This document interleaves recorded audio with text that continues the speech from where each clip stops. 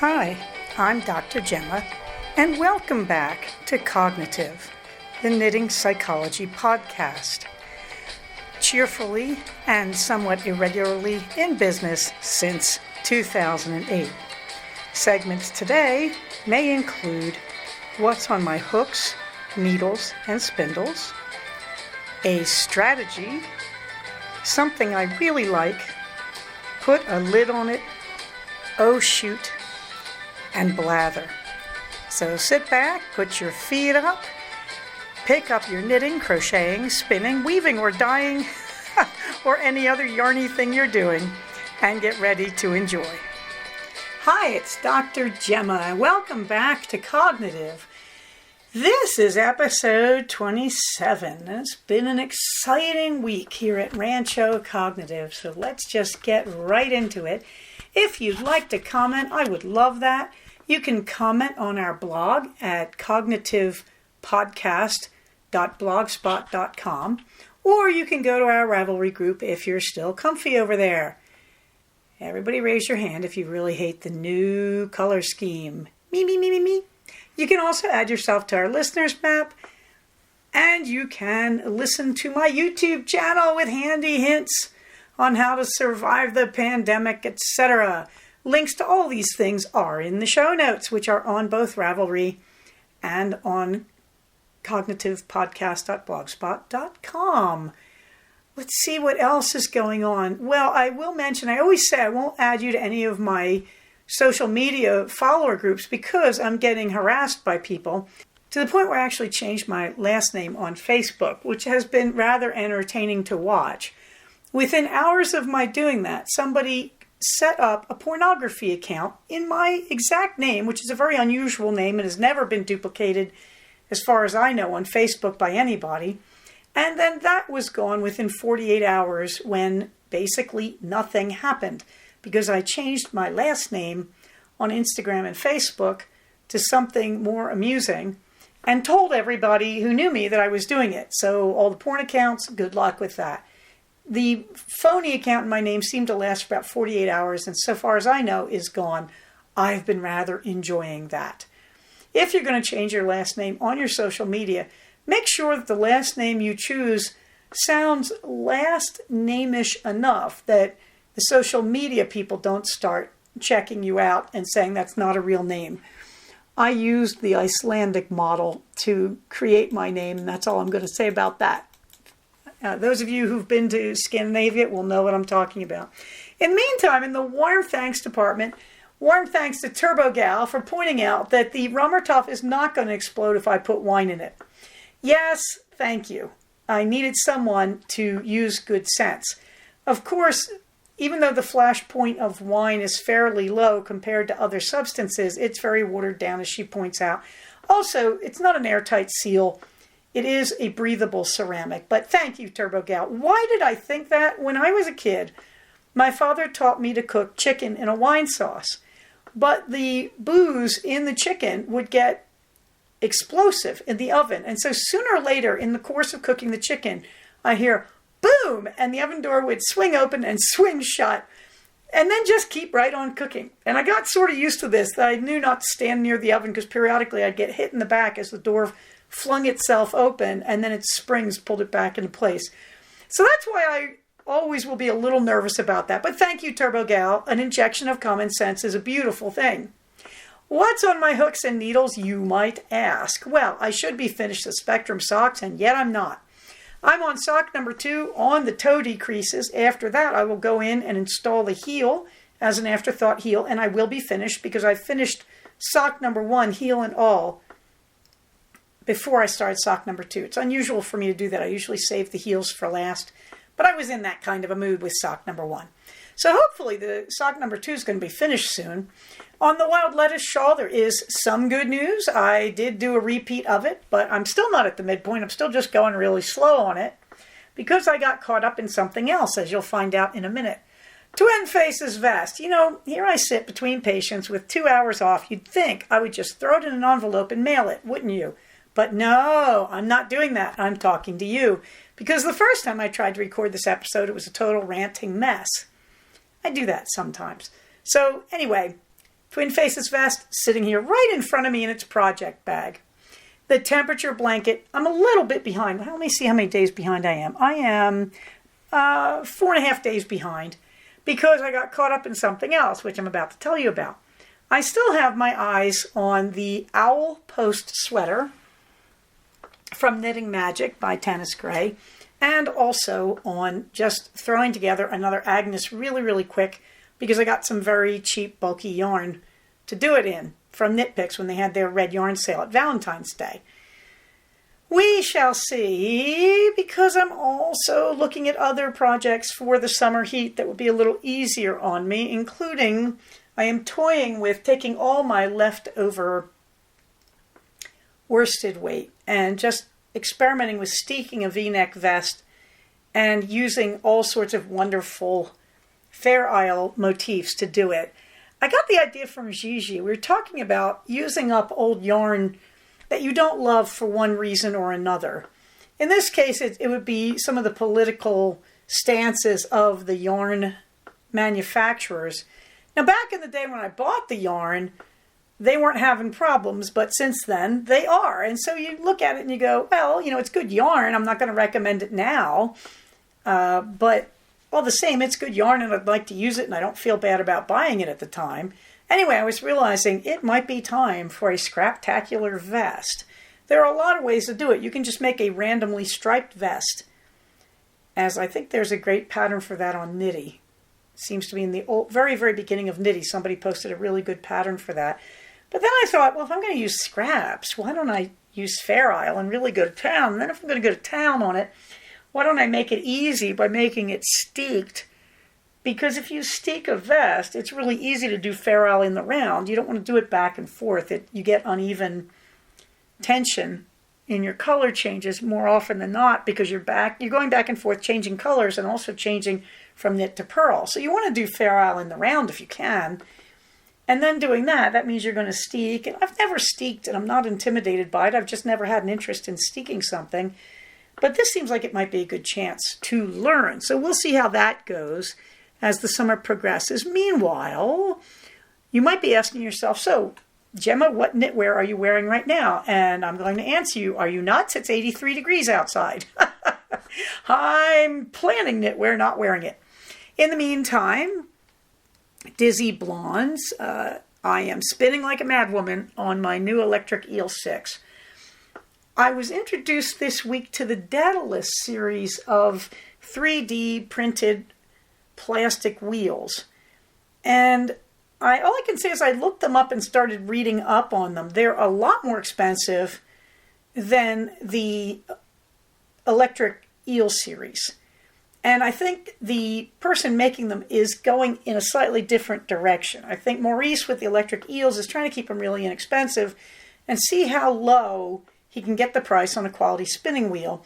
And also, since he's changed from machine parts to circuit boards to be the engine, he actually was experimenting with how small you can get.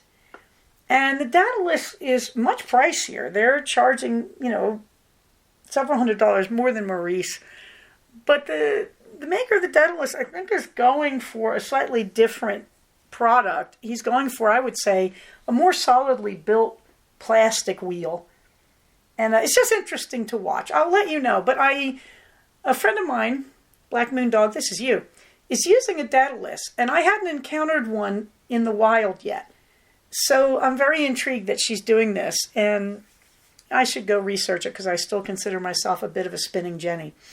At any rate, I have been spinning like a wild woman on my electric eel. I love it. Now, you'll see a bunch of my spins. The tension's not good. They're kind of wobbly looking on the bobbins. But they've been coming out really nicely. And I was really happy. I took some Royal Hair, which this is someone, I believe from Santa Rosa, who I just love their stuff. And I had a beautiful, it's black and pink and slightly gold. It was Raspberries and Zinfandel was the name of the colorway. And it is, wait a minute, I can't throw my glasses on. I'm trying to read the label here. It is superwash merino and tencel combed 50-50. And I blended that with a braid from Fat Cat Knits Mixed Blessing Fiber Club of 2010. Yes, 2010. That was 75% BFL. Am I saying that right? No, sorry. The Fat Cats was, I don't have the label in front of me. I believe it is superwash merino, nylon, here it is, and bamboo. 60% merino, 30% bamboo, 10% nylon. So I blended these together. If you do the math, it's about 50-50 wool and something that is not wool but will give it strength. It made a wonderful, pretty yarn. It's resting on its bobbins before I wind it off and wash it. If you look at the pictures, it looks very uneven. Do not fear, because washing it, thwacking it, and all that lets a lot of that crazy energy redistribute so that the yarn evens out a bit. But still, I'm a little overspun. I'm getting a little twist in my skeins. And that's what I tend to do on electric wheels. So I will tell you, if you're thinking about the switch to an e-wheel, they're great. I just love them. To the point where I'm thinking of selling all my manual wheels. And I just adore them, but I do tend to overspin on them. However, I took a leaf from Gigi Knitmore's book, which is, what are you waiting for, the Pope? Just use your best stuff. I looked at this new wheel and said, I should start with something like plain wool just to get used to it. And then I threw it all to the wind and said, look at these beautiful colors. I want to spin with color. And then I lost my mind. I think I've been through, 3 of the Fat Cat knit braids, the Royal Hair, the Starry Night, a pound of the Churro, all of it. And it's all spun up beautifully. That pound of Churro, by the way, came out to like 570 yards of a worsted weight in 2-ply. I'm spinning a little thicker than I'd like to. But anyway, I'm having a blast. And so I just can't stop the spinning.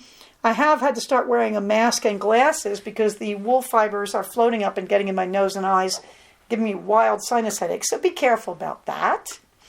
Meanwhile, let's go back to a strategy. Okay, so I thought I was finished with distress management, but then I realized I did leave out the concept of positive future orientation. This often goes unspoken in the dialectical behavioral therapy world, but we tend to think of this more as radical acceptance, that you accept yourself as a person who has occasional problems with X or Y, like in my case, anxiety, and I have a history of PTSD, so I have the occasional flashback, that sort of thing. And instead of saying, oh, this is bad, I should fix this, I should be different, you just say, look, this is who I am. And I'm going to have the occasional problem with it. And from that perspective, you actually often improve greatly, if not completely get rid of the problem. But what we know in radical acceptance is people who just say, look, I'm just depressed, and you have to accept it. That doesn't work. That it's your challenge, not the other person's, and you have to manage it. And that's radical acceptance. But also, once people start accepting that I have this problem that I manage, and you can say to somebody, look, I'd really like to go out with you today, but I'm just having a bad time with my anxiety. I'm going to take it easy today. I'll see you tomorrow. Once you start accepting that without judgment of yourself and without inviting judgment from the other person, you actually do have a much better chance of healing. How far you will heal is often in your own hands. Not always. There are biochemical issues. But, we even use this with people with chronic psychosis. That when they're stable on their meds for psychosis, which, yes, you need meds for psychosis, behavioral isn't going to be enough. But when they're stable on their meds, we teach them to just come to reality that this is just who you are. And now you're going to manage it. You're going to always take your meds. If you have a bad day with side effects, you're going to manage your side effects, whatever. So that is radical acceptance as it relates to mental health. But the other thing that's implicit there and doesn't get said enough is that it involves a positive future orientation. If I start managing my own stuff, I'm going to improve. I'm going to get better. It won't always be this bad. I may have the occasional relapse, something like depression that moves in cycles. You may have the occasional relapse, no matter how well you're managing it with medication or behavior or both. But you just accept that that's possible. You know what it's like. You know what to do when it's happening. And that leads towards a sense that I can and will do better. That it's going to be good enough. It may not be perfect, but it will be good enough. And here's the trick. Speaking as a 60-year-old woman, that's actually a truth in life. That when we're young and we're kind of naive, we think everything is fixable, blah, blah, blah. And maybe things are very fixable. Depends on what you're defining fixed as being. But the reality is, as we mature, we realize everybody is living with stuff. Many of us are coming from difficult families. Many of us have problem relatives. Many of us have elderly relatives who we have to care for who are going downhill. Many of us have chronic illnesses. Many of us, me, have crossed eyes. Everybody's got these things going on in their life. Nobody gets a pain-free, problem-free life. And so most of us are negotiating difficulties and living with something. And yet we go forward, yet we do better. And that's the point, is that when you make up your mind that you're going to manage your stuff and that you're just going to ask other people to manage their stuff, but you're not going to judge them and you're not going to make demands on it, you're just going to be aware that other people have stuff too, that actually leads to a positive future orientation. And that's perhaps the unspoken greatest tool of dialectical behavioral therapy. This idea that you can do better and you will do better. And you're not always demanding perfection or a perfect fix. You're just saying, I can and will do better. With that, I want to introduce two other concepts. One is the half smile and the other is willing hands. Okay, this is a bit of a humorous thing for me because I really think that these are gendered and also in some cases cultural. Okay, every time I study DBT with a man, he doesn't teach these things. And yet the founder of DBT does, and she's a woman. And I've heard other women teach it, but I've never yet heard a man teach it. My trainers have been white males. And I find this a little bit amusing. Why? Because half smile and willing hands are very much cultural and very much gendered if you're white. Okay, what is a half smile? Look at the Mona Lisa. That is the perfect example of the half smile. When you are feeling a little blue, people get upset when they're told, you need to smile more, you'll feel better. Turns out that's true. I know it's also sexist in many cases, but actually when humans show their teeth, we release endorphins. When humans show their teeth to other humans, the other human's early warning system, the amygdala in the brain, is actually calmed at the sight of the teeth of other humans. In other words, when we really smile at each other with our teeth, we actually calm each other down. It's good for us. It's good for us, and it's good for the person who sees us smile. But turns out, even a half smile will make you release endorphins.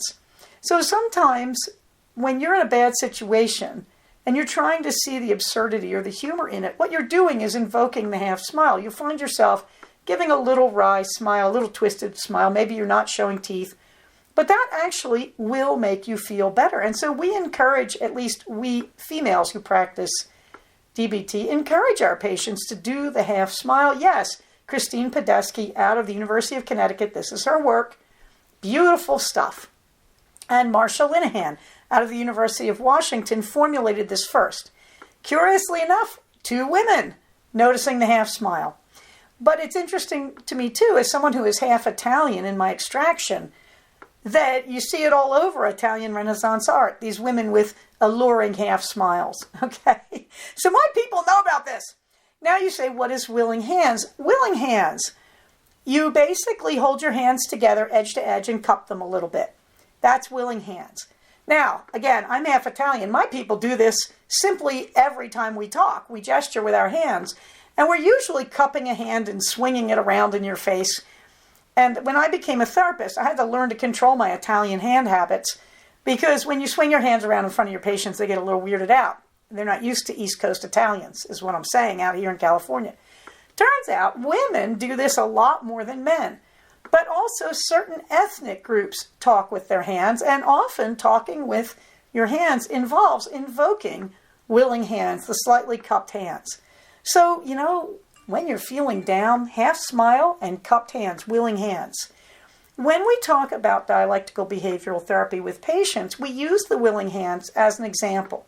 You say to the patient, here's what this means if we do this type of therapy. It means on the one hand, and you hold up one cupped hand, we recognize the patient is doing their very best, But the dialectic, that is the seeming contradiction that is not a contradiction, and you hold up your other hand edge to edge cupped with your first hand.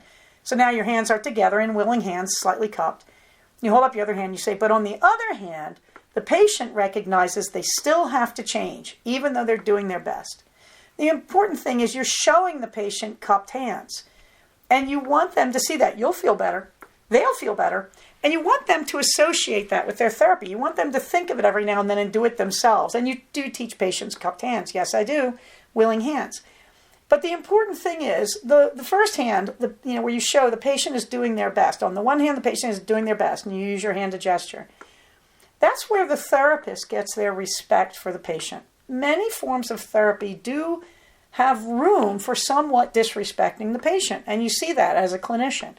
The great thing about DBT is it incorporates this idea you always respect that the patient is doing the best they can. Even when they're attacking you as the therapist, it means they don't know any better, but they've come to you to try to change the habit. If they attack you too much, you can't keep them in therapy, but be surprised what you can tolerate and what they can learn to change. So you're showing with the first hand, this is the therapist. I'm going to regard you with respect. And with the second hand, you're showing, but you're here to change, which means you have to be open. You have to be willing to change if you've come to me. We're not coming here so someone else will change. We're not coming here together so that you can just go on endlessly about your problems. We know that doesn't work. In fact, you've probably already tried it before you met me. And together with the cupped hands, we get willingness, willing hands. And we call it willing hands, and we teach it to our patients. So there you go. I don't know if I've got a picture of that. Maybe I'll stick a picture in the show notes to show you what willing hands looks like. Put a lid on it. Well, I ate sashimi on Mother's Day in Ojai at a nice restaurant. Does that count? I have not been cooking. And even my husband said, you really need to start baking again, because the house in the winter was full of keto brownies and keto cookies and keto puddings and other keto treats. So I'm going to see if I can dig out the cookbook sometime this week and start redoing the hot weather keto treats like pudding. Even my son, to my surprise, said, why don't you make pudding anymore? And the answer is, I don't know. I used to make a keto cheesecake recipe, but instead of putting it in a walnut crust, made up, in other words, ground walnuts with butter, I used to just put it in pudding cups and call it pudding, and he liked it better that way. Too much walnut actually makes me a little sick. I'm a bit allergic to them, so I like it that way too. So I'm looking up the keto cheesecake and keto pudding recipes, and we'll see how that goes. Shoot. I have not been running since Big Bear. My knees are starting to feel normal. I need to get back to it. I'm really noticing the loss of it. Meanwhile, I've been talking about gear from the bottom up, and I've come to the inevitable conclusion that it's time to talk about exercise bras. Gentlemen, if you're not interested, skip past this, okay? Exercise bras for women are one of the make it or break it pieces of gear. I can't tell you how many women with chest sizes C and above have told me they can't exercise because it's too uncomfortable because they can't find the right bra. Let me tell you something. I have run from the age of 10 to the age of 60. This would mean I have explored every bra size possibility in my private life and in my exercise life. And yeah, it's going to matter a lot. I've never heard of anybody doing physical damage to their breasts or any other part of themselves from running with a bad bra. But you know what? It's really uncomfortable, and I can really understand why women with more full chests are always saying, I can't do this, I can't do that. Now, the first solution here is a solution of how you exercise. That if one type of exercise is too uncomfortable, you go to another type. For example, running is as hard as it gets on your chest if you're a woman.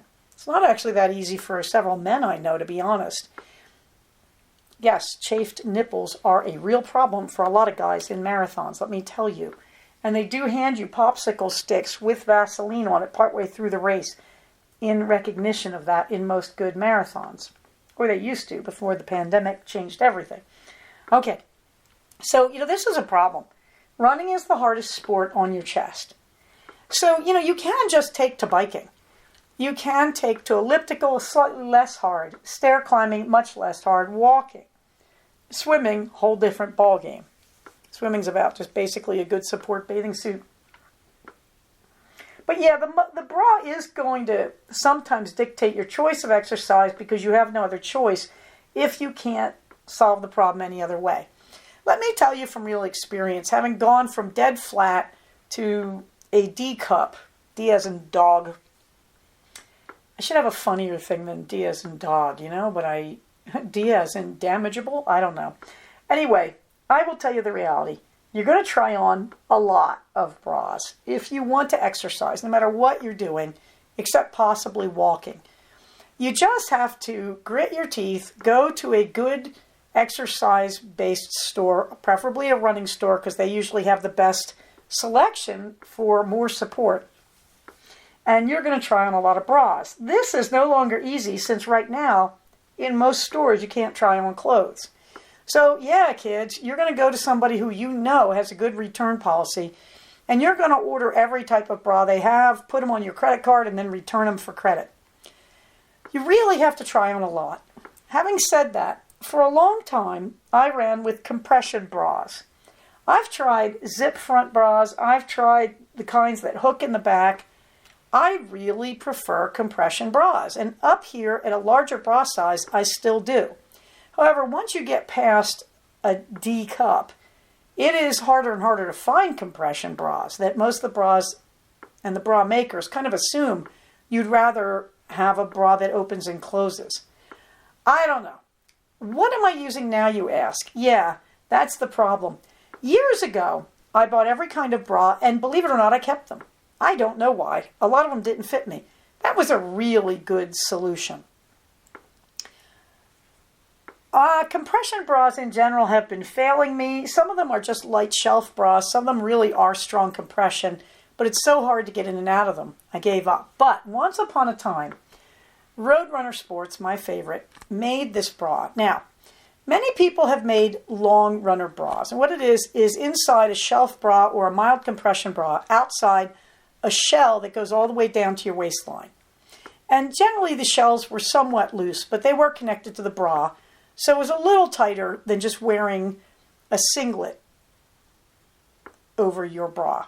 Okay, and I use those every so often. Once upon a time, Roadrunner made this strange bra. It was full length down to your waist on the outer piece. The inner piece was basically a compression bra. But here's what was different. Both the bra and the outer piece are tight. They're fitted, they cling hard, and they provide support. I bought this right after I gave birth to my son 15 years ago. And I thought it was kind of like wearing a Merry Widow that didn't have laces. It's very tight, like wearing almost a corset.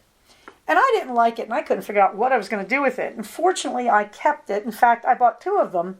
One was orange and one was black, thinking, oh, this is going to be my solution. Well, it wasn't at that time. Now, at that time, I was the same bra size as I am now. So what I'm really telling you is other factors than your bra size play into this, including, at my age, sag. Because, girls, when you get into your 50s, yeah, they start to sag. It's just normal. Okay, so strangely, in my mid-40s, I couldn't wear these bras. I kept them because I never throw anything out because I'm a bit of a pack rat. To my shock, I was going through all my jog bras about 2 months ago, starting to run, found these, said, oh, God, I can't believe I still have these. Tried them on. They both are fabulous, and they're supporting me. Now the bad news, Roadrunner doesn't make them anymore. So when these guys go, I have no idea what I'm going to do for a running bra. But it is really key that you have to buy the reality ticket here and say, if you're going to exercise, you're going to go through bras, you're going to have to try on different bras. By the way, one maker says, oh, all your bras are useless after a year, you have to throw them away. Don't be ridiculous. You put on your bra and you see if it's still supporting you. I've had very little jog bra fail. That's the good news. I've just gotten to a place where they were gray and grotty and smelled terrible, and I finally gave up on them. But you are going to have to work on your chest support. Equal time for men. Chafing nipples, women do get them. It's much more rare because the bra is holding us up.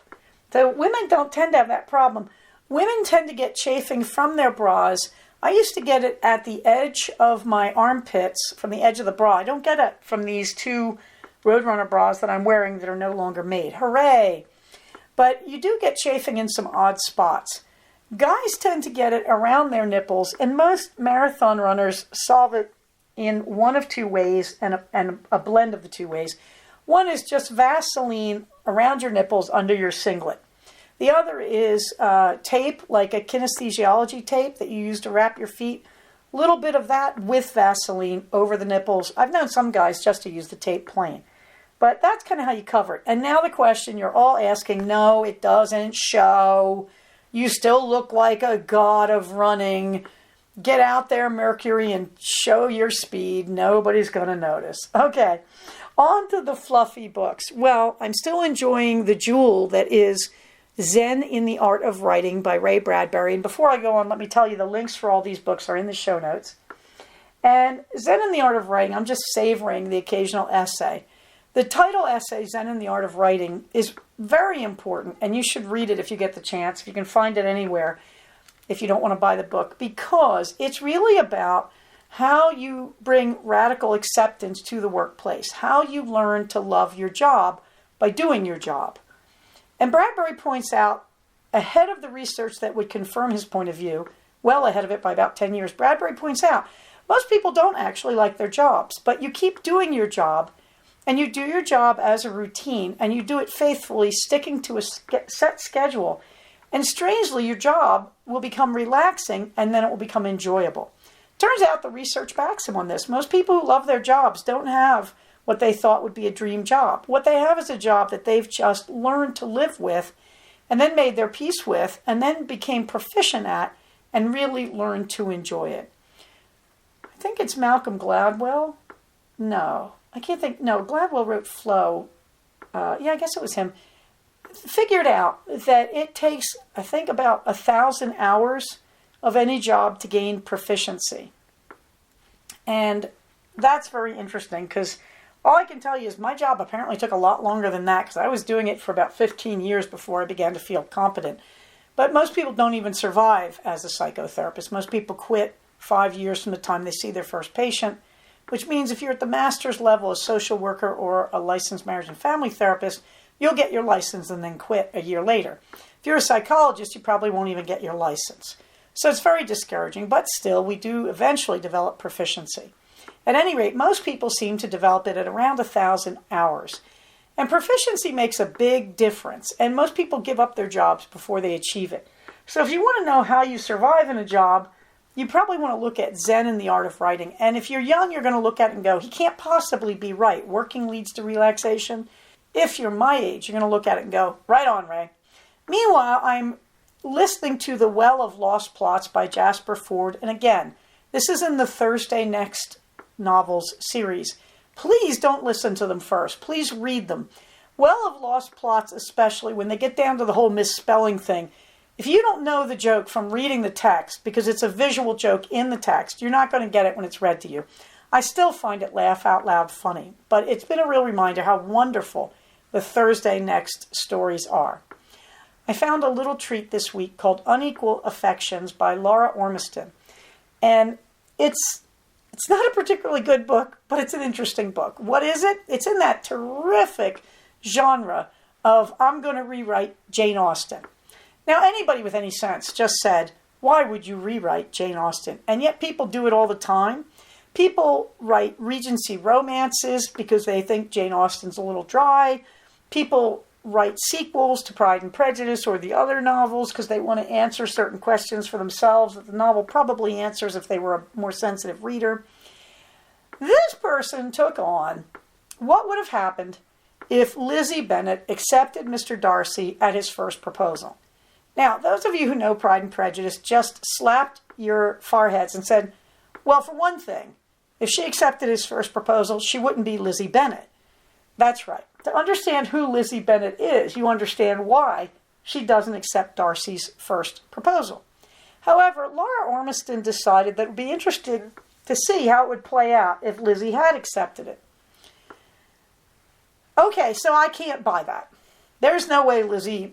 She's not Lizzie Bennet. She's a different character. She would accept the first proposal. Having accepted what I don't believe, it was a very interesting book. And what it taught me was what a great writer Jane Austen is. Because for Ormiston to work through this, basically she drags from one lengthy discussion that's fairly tedious to another. with very little action in between. Like, they went for a walk, and then they discussed. He went to Hertfordshire to visit her family, and then they discussed, and it's just like, oh my God. You suddenly realize that in spite of your first perceptions, the novel Pride and Prejudice is action-packed, that many events happen. And this is what goes wrong in Unequal Affections. Few events happen, and it's just tedious. Nonetheless, not surprisingly, Ormiston arrives at the same place at the end. Well, of course she does, because she's not warping Lizzie Bennet too much. And she is accepting that Darcy has to get over his snobbery, and Lizzie has to get over her resentment. So it comes out in the same place. I listened to it while I was spinning, and that's probably why I spun so much, because I was trying to get through it thinking there must be a good part. I waited with bated breath for the moment that some terrible twist would happen, and it never did. Yeah, Lydia doesn't get Wickham. Spoiler! But it's really tedious, and yet it's interesting. Now, I have to hand it to Laura Ormiston. This was a fanfic novel. She was very realistic when she self-published what she was doing. She knows the level of her novel. She's no idiot. But the fans did like it, and a press did pick it up, and it's even in an Audible format. So, congratulations to Ormiston, because there are a lot of people who like to read these kinds of things. I'm one of them. I wish I could remember the mystery series that somebody wrote where Darcy and Lizzie, after marriage, are solving mysteries that take them around through all the other novels of Jane Austen, and they get to meet the characters. Those were really clever and witty. I didn't always agree with the author's take on the characters, but they were a lot of fun. I mean, there's some really good stuff out there in sequel to Austen land. There's a very hilarious one called Mr. Darcy Takes a Wife, written by this Texas housewife who writes this huge, thick book, and it's really fun. And she goes crazy with Wickham, as everybody does. And then she writes a sequel, and these both were very good sellers. So there's some very hilarious Pride and Prejudice and Jane Austen sequels out there, and I do dip into them. So while I'm poking fun at Laura Ormiston's book, I did listen to it from cover to cover. I did enjoy it, and I did want to see what she would do. It's kind of like reading a critical essay in the form of a rewrite, that Laura Ormiston is really thinking about who the characters are and the way they are, and she does stay very true to character, except for the one moment where she makes Lizzie Bennet act like Charlotte Collins and marry a guy who she doesn't love. Well, she doesn't exactly marry him, but she gets a fiancé to him. So this is Unequal Affections by Laura Ormiston. And if you're into this kind of thing, it's a fun little romp. Finally, I'm reading What the Devil Knows in the Sebastian Sincere series. Now, I admit, I'm taking my time on this one. I usually read these things in an afternoon or like a day. But I am taking my time because I'm dipping into other books.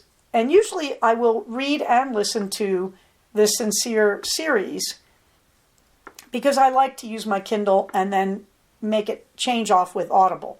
And each one will pick up where the other leaves off because Audible and Kindle, are owned by the same company and they do that kind of thing. I've been taking my time on What the Devil Knows because it's starting to feel, after 15 or 16 of these things, a little repetitive. However, you have to love the Sebastian Sincere series. It's kind of like reading Nick and Nora Charles in the 19th century. If you've ever read The Thin Man and then seen the movies, the Nick and Nora Charles movies that come out of the Thin Man book, I think by Dash Hammett, the Nick and Nora movies are so much fun, not because of the mysteries, but because of the way they interact as a couple. Sebastian and his wife, Hero, are much the same. It's fun to watch them react to each other. And you can count on it in every book. Hero will have to go storming into her father's study. Her father is a vastly influential man in the Regency government. And say, "Papa, did you have this man killed or didn't you?" I read them just for that moment. Okay, so I am working on What the Devil Knows. Something I really like, well, I went back to Universal Studios this week. Depressing, you bet. It was at minimum capacity. We were still orange tier at the time in LA County. Now we are yellow, so they're opening at more full capacity. I don't think completely full. But I went, and it was very depressing. It was very empty. The restaurants, many of them were closed. I went into Blaze Pizza, and I'm just going to say this. I love Blaze Pizza, but I was angry. The restaurants in LA County are complaining because they laid off all their workers during the quarantine. Okay, fair enough. But now they can't hire new people because they pay lousy wages. They pay way below minimum wage, saying, well, you make it up through your tips, which isn't fair. Okay, now with that in mind, that's bad enough. However, in Blaze, you can't tip unless you bring cash. You can't add your tip to the receipt. This made me furious. These guys gave me great service. I had no cash. I couldn't find an ATM. I'm not sure why. They used to have them. But I couldn't find a working ATM, put it that way. And I couldn't tip these guys. So Blaze, wake up. Restaurants, wake up. You need to pay minimum wage. You need to stop this idiocy with the tipping. Minimum wage in America is shamefully low to begin with. And to get away with paying people below minimum wage and then griping that people don't want to be working and that the younger people and all the immigrants are shiftless and lazy because they won't accept your slave wages, you've got to be kidding me. All right, having said that, I went to Universal, and I'm going to be talking about this in the blather. In fact, the pictures are in the blather. And one picture I took is of the Universal sign behind a barred gate because I thought that's probably the most significant and symbolic picture I had. That it felt like we were still somehow wrong and somehow kind of in prison. I have to say, at City Walk, the staff there did a great job. I watched security walk up to person after person and tell them to pull their mask up over their nose. And I watched one jerk say to the security cop, "You're violating my freedom." And the cop, without batting an eye, said, "Sir, you're on private property. You don't have freedoms here. This is private property. We make the rules. You have the right to leave. That's your only freedom if you don't want to wear your mask." And then the guard said very kindly, "You know, we don't like it either, and we're going to let you take masks off just as soon as we can. But right now, we really can't, and you have to put that mask over your nose." And I watched this one same cop as I sat outside Blaze enjoying my pizza do this probably 15 times. And I felt sad because I actually was going to go find him and give him a Starbucks gift card. Starbucks, alas, was closed on City Walk. When I went into the studios to their Starbucks, it was open, but they wouldn't sell me cards. So I couldn't go back. I wanted to give him a tip. I wanted to say, "Sir, I just want to thank you for being a decent human and doing your job and trying to protect us all." Meanwhile, something I really like you're saying. Yes. Well, it was nice to be at City Walk, and it was nice to be at Universal Studios. I didn't ride any rides. I just walked around and looked and took pictures. I was there to renew my annual pass, which was interrupted by the quarantine. They told us we were going to do it that way, and then they changed their mind. So a bit of a wasted trip. Feeling wasted, on the way home, across City Walk, I went into a store called Nectar, as in, bee, honey, pollen, nectar, that sort of thing.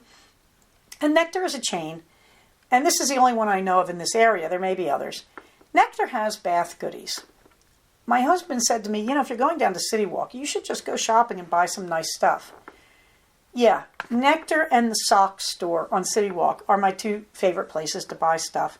Although I don't buy at the sock store because, frankly, my socks are better. However, I went to Nectar and I bought bath goodies. Oh, did I buy bath goodies. Bath bombs. 4 for $20, which is not really a great deal. Bath bombs you can make much cheaper than that. But I had a lot of fun buying bath bombs. And I didn't have to make them myself. And then I bought whipped soap. This is soap that has been whipped up to the consistency of a good solid whipped cream. I don't know why you would use this stuff over any other soap. It's overpriced and it's not anything special. But I've been enjoying it. I've had one jar next to my sink as I wash my hands. It's a nice change of pace. And one jar in my shower. And then I got them home and realized these are plastic jars. Darn it. I don't really want to import plastics anymore into my bathroom. I'm trying to cut down that footprint. We've got way too many plastics in our bathrooms, I think, as Americans. And it's not a good idea. And it's just filling landfills. So I feel really bummed because I didn't think of it at the time. Okay, meanwhile, I also bought a thing called milkshakes. Yeah, same thing. I was not in my plastic mood. And now I'm feeling really embarrassed. They're in these, they sort of look like Starbucks grande cups with the lids they put on for frappuccinos. And under the lid, there's an adorable little bath loofah. But in the cup itself, there's basically bath salts And they have put in dried coconut oil, and I lost my mind at that point. And of course, I could never resist a sale. It was buy two, get two free. Well, these things are so exorbitantly priced. It was buy four for a price that would almost be acceptable.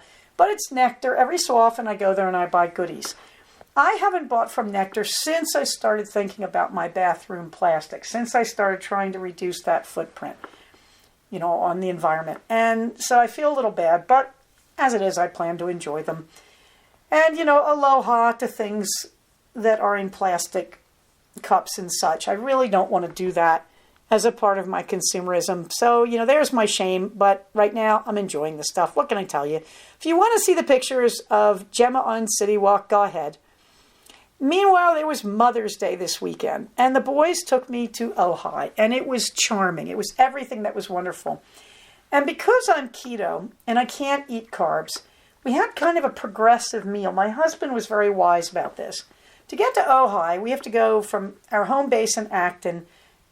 You go due south to Santa Clarita. Actually, it's really due west, but most people think it's south of us. And then you swing to this direct west and go out towards Ventura to the coast, or near the coast. Ojai's not at the coast. It's in the mountains near the coast. Okay, what did this mean? We stopped to get gas in Santa Clarita, and my husband got me dry roasted salted almonds. He read the ingredients, no bad things in that. And then we stopped at Starbucks in Fillmore, and I got my special keto drink, which has cream in it. It's iced tea. It's herbal iced tea with cream in it and monk fruit. So when you think about this, I was kind of eating this gradual meal. So by the time we got to Ojai, we went to Sea Fresh, our favorite seafood restaurant. And at Sea Fresh, I had this lovely sashimi. It's a tuna tartare, really. It's hot. It's spicy tuna sashimi with a big hunk of avocado in it. And that was enough. It's an appetizer, but I was totally filled by the end of it. I also sampled my son's insanely delicious fish and chips, the fish, which was fast fried and very ocean fresh and just delicious. It's true, I had a couple bites of batter. I'll live with it. My husband had zucchini that was also battered and fried in ranch dressing. And I shaved off the batter and had one of those and really enjoyed it. So I can taste anything is my rule, as long as I don't eat a full meal of those things. Although you can get grilled zucchini in ranch dressing, and I wish I had. Nonetheless, you can see our pictures from Ojai. It was very charming. The boys both gave me roses for the first time. My son actually said to my husband, I want to buy Mom roses. So you'll see the pictures. Of course, being my boys, they left the price tags right on, which I thought was hilarious and have not pointed out to them. And there's a picture of my husband's red roses and my son's white roses, and I do need to go trim them and put a little sweetener in the water to help them do better. But we are very photo heavy this week, I must say. And finally, there's a picture of my parents on their wedding day. If you ever wondered what my mother looks like, there she is. My mom left when I was 14. She was running around with another man, and I basically said, I don't approve of that. And then she said, okay, I'm gone then, and I don't need you. So the family was split. She took some of the kids who were willing to put up with that. I wasn't. I've never regretted that decision. And it was kind of challenging not to have a mom in my teens. And she really wanted to be okay with sending me birthday cards and stuff. She just didn't want to be my mom anymore. And to me, that's inconceivable, that you would not want one of your children. But, my mom and I were just always very different people. And back in the day, that really upset me, as you can imagine. But, the interesting thing was I realized this year on Mother's Day that it's been a long time. It's been about 46 years since Mom ditched me. And, I actually am over it. I mean, I can't feel good about it. It doesn't feel that great to be rejected by your own mother. But I'm really grateful for the decision I made at the time. I was raised by my father through my teens and onward. And he died with me holding his hand when I was 22 of brain tumors. He didn't live long. He never got over what she did to him. It really devastated him. But he did date some wonderful people, and they became friends. And his last girlfriend, who he wanted to marry, she wouldn't marry him because she said quite correctly, your family, meaning his brothers and sisters, will hate me and will think I'm some kind of gold digger. But she also cared for him when he was dying. So strangely, because of my mother's action, my life took a very different turn. And I learned a lot of things that I might not have learned at a young age. And I'm surprisingly grateful for it. When my father died, he was one of my closest friends, and he remains so to this day. And I'm very grateful because I really wouldn't have known him much if it hadn't been for my parents' split. Strangely, my mother, when she left, gave me a role model in my father. And Dad and I had to help each other get over the loss of a wife and a mother. And we did it to different degrees. But I have to say, I'm over it. And I love my mom, but I simply know who she is. And if you want to know about radical acceptance, it's my mother who taught it to me. I just didn't understand the lesson. But you know, what I realized Mother's Day this year was we do get over our childhoods. We're not just the product of our parents. I have a lot of patients who sit in my office in their 40s and 50s and cry and blame their parents. You know, I understand that because our parents are hugely formative of who we become. But I also understand that unhappiness is meant to be a cue for change, that you have to take charge and change. Will I ever get over all the stuff my parents did? Will any of us? Who knows? But I love my mother. I love my father. I love them for different qualities, for different virtues in different ways. And I understand them a lot better. And I understand that a huge part of it was they were not old enough when they married and mature enough to make a good marriage. And that did play out in my life and the lives of my brothers and sisters. Nonetheless, happy Mother's Day, Mom. And more than that, I determined when my mother left that that was it for me and marriage and children. And I'm really happy that 46 years later, I'm happily married to the same guy for 30 years, and I have a wonderful kid and no regrets. It's been a great roller coaster ride, and Mother's Day is my special day. After years of cringing through high school when everybody else celebrated it with their moms, and I had nobody to celebrate it with, Mother's Day is like this insanely wonderful reward I get every year, and I can celebrate it by going over and hugging my 15-year-old son. Nothing changes the fact your life belongs to you, not to your parents, no matter how much they love you or don't. In the meantime, Minerva gets the last word that she's been wildly jealous all weekend because everybody's hugging me because it's Mother's Day. So there's a picture of her staring into the camera, and what is she doing? She's actually showing love in that picture. Cats show love by narrowing their eyes and doing a slow blink. It's very strange because we always think that they're looking smug, but actually she got so tired of everybody hugging me and saying Happy Mom's Day and hugging me that she kept jumping in my lap anytime she heard either of my men folk come into the house. But it was very sweet because on Mother's Day in the morning, I'm lying in bed and I woke up and I was just thinking, wow, it's Mother's Day, and thinking, what do I want to do first? And of all things, Minerva came running into the room going, meow, meow, meow, meow, meow, meow, and jumped on the bed and put her arms around my neck and hugged me and stuck her face into mine. This was after she bit me hard Friday because I picked her up when she wasn't expecting it and startled her. She's still Minerva, but I have to tell you honestly, it was very funny and very touching that my first Mother's Day hug on the morning of Mother's Day was Minerva. So there she is, being jealous of everyone, but at the same time doing her love eyes at the camera. So I hope you have enjoyed this, and everybody, it's been lovely talking to you. I hope that everybody's feeling good. Remember, it is still important. Los Angeles County is in the yellow. Everybody else, I think, in California is in the orange or red. So let's not forget to get our vaccines. Kids, yes, kids 12 to 15 are going to be able to get theirs starting this coming Monday, I believe.